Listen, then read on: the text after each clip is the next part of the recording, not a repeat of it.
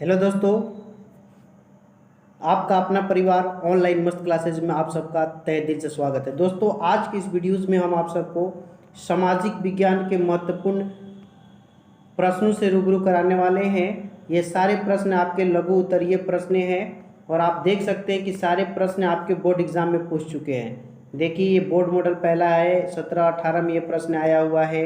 आगे देखिए, ये भी 17 एनुअल में आया है। अगला प्रश्न है बोर्ड मॉडल और 15 एनुअल में ये प्रश्न पूछा था। फिर अगला प्रश्न है बोर्ड मॉडल, जो ये है प्रश्न 2022 में ये आया था और अगला जो है ये 2011 में आया हुआ था। तो ये समझ सकते हैं कि वीडियो आपके लिए मैंने कितना इंपॉर्टेंट तैयार किया है। तो जो भी स्टूडेंट 10th बोर्ड में हैं और वो 2023 में बोर्ड एग्जाम की परीक्षा देने वाले हैं, तो उनके लिए वीडियो बहुत इंपॉर्टेंट है। आप देख लीजिए, पक्का यही सब सब्जेक्टिव प्रश्न आपके एग्जाम में रहेंगे। इससे बाहर का कोई भी प्रश्न एग्जाम में नहीं आने वाला है। मैं एक एक करके क्वेश्चंस को टॉपरों की भांति, टॉपर कैसे लिखते हैं ऐसे प्रश्नों का आंसर सब कुछ इस वीडियो में मैं डिटेल से बताने वाला हूं। और कैसे लिखे कि एग्जामिनर हमें फुल मार्क्स दे, सब कुछ आपकी जानकारी होगी। आपके पास थोड़ा सा समय है तो वीडियो को अंत तक देखिए, है ना। तो आइए शुरू करते हैं। आपका पहला क्वेश्चन जो है कि 18वीं शताब्दी में भारत के मुख्य उद्योग कौन कौन से थे। बहुत अच्छा प्रश्न है। तो इस प्रश्न का हम जवाब कैसे लिखेंगे, आइए देखिए कैसे लिखना है। 18वीं शताब्दी में भारत के मुख्य उद्योग वस्त्र उद्योग, इसके अंतर्गत मलमल उद्योग, सिल्क तथा तसर सिल्क, सूती वस्त्र उद्योग, छींट के कपड़े, ऊनी कपड़े, रुई उद्योग आदि प्रमुख थे। इसके अतिरिक्त जो है ना, शिल्प उद्योग तथा हस्तकला भी विख्यात था। इस प्रकार औद्योगिकरण के पशु स्लम पद्धति की शुरुआत हुई।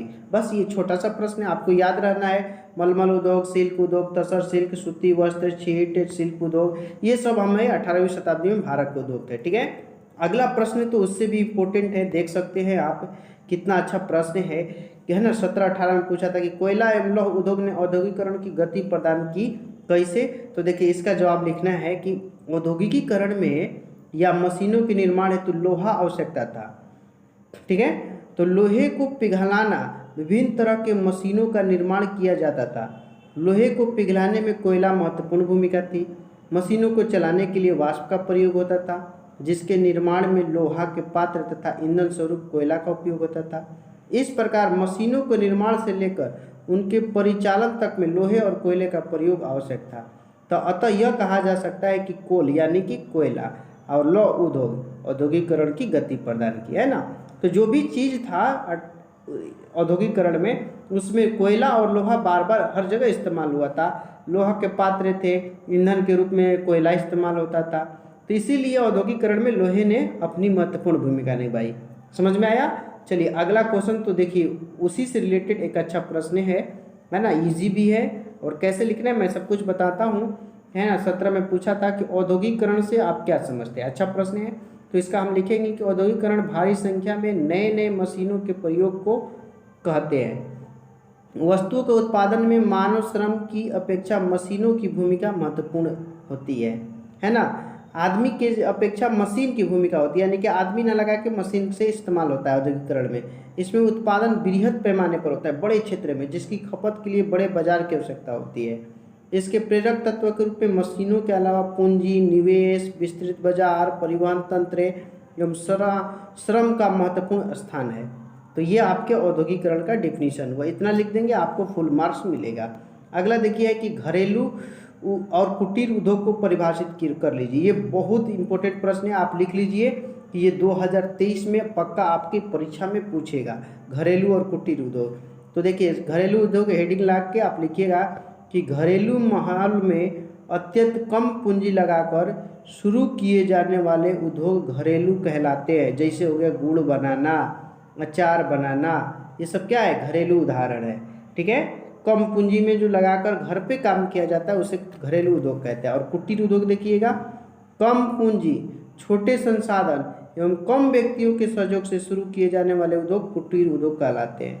कम पूंजी भी होगा, संसाधन भी कम होगा, कम व्यक्ति भी होंगे, तो उसे कुटीर उद्योग कहेंगे। इसके अंतर्गत आपका पापड़ निर्माण होगा, अगरबत्ती निर्माण होगा, गेहूँ पीसना होगा, चावल कुटना होगा, ये सब क्या है, तो कुटीर उद्योग है। और समझ में आया, ये इम्पोर्टेंट है, 2023 के है ना प्रश्न आएंगे, आप इसे लिख लीजिए, तो पक्का याद रखिएगा, ये आने वाला है। अगला देखिए, अच्छा प्रश्न है ये भी कि निरोधीकरण का क्या तात्पर्य है। 2022 में ये पूछा था प्रश्न, आगे भी पूछ सकता है। तो निरोधीकरण का देखिए आंसर क्या होगा कि नए नए मशीनों के आविष्कार ने उद्योग एवं उत्पादन में वृद्धि कर औद्योगिकरण की शुरुआत की। कारखानों में बृहद पैमाने पर बना माल हाथ से तैयार माल से सस्ता होता था। बड़े कारखानों के समक्ष कुटीर उद्योग प्रतिस्पर्धा में टिक नहीं पाए और पतन के कगार पर पहुंच गए। कुटीर उद्योग का इस प्रकार पतन होने को ही निरोधीकरण कहा जाता है। कुटीर उद्योग जो पतन हो रहा है उसी को हम निरोधीकरण कहते हैं। समझ में आया है ना। जो भी उद्योग था बृहद पैमाने में उद्योगों का क्या हो रहा है, तैयार माल से सस्ता होता था, इसी को हम निरोधीकरण कहते हैं। समझ में आया। नए नए मशीन का जब आविष्कार हो गया तो छोटे छोटे जो घरेलू उद्योग कुटीर उद्योग आप पढ़े, ये सब धीरे धीरे क्या हो गए, समाप्त होते चले गए। तो इस प्रकार जो छोटे छोटे उद्योग थे, घरेलू उद्योग कुटीर उद्योग, उनको समाप्त होना ही निरोधीकरण कहलाता है। और अंतिम प्रश्न तो बहुत ही अच्छा है, देख लीजिए कि फैक्ट्री प्रणाली के विकास के किन्हीं दो कारण बताएं, है ना। इंपॉर्टेंट प्रश्न है, तो इसका जवाब देखिए कैसे आपको लिखने बताता हूँ। फैक्ट्री प्रणाली के विकास का पहला प्रमुख कारण था मशीनों एवं नए नए तंत्रों का आविष्कार, फैक्ट्री प्रणाली का, है ना। साथ ही इन फैक्ट्रियों में काम करने हेतु भारतीय मजदूरों की उपलब्धता ने इसके विकास की राह को आसान बना दिया। ठीक है, फैक्ट्री प्रणाली के विकास के किन्हीं दो कारण, तो मशीनों एवं नए नए यंत्रों का आविष्कार, याद रखिएगा, मशीनों एवं नए नए आविष्कार, और इन फैक्ट्री में काम करने हेतु भारतीय मजदूरों की उपलब्धता, ये दो थी, है ना, जो कि फैक्ट्री प्रणाली को मजबूत बना दिया। तो ये आपके है ना सोशल साइंस के महत्वपूर्ण प्रश्न थे, आपको मैंने दिखा दिया, आप इसे पढ़ लेंगे, आपके एग्जाम में पक्का यही सब आने वाला है ना दोस्तों।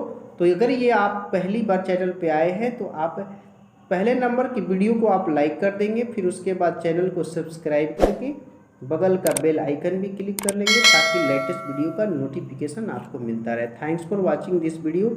फिर मिलते हैं अगले वीडियो में। जय हिंद, टाटा, बाय बाय, धन्यवाद।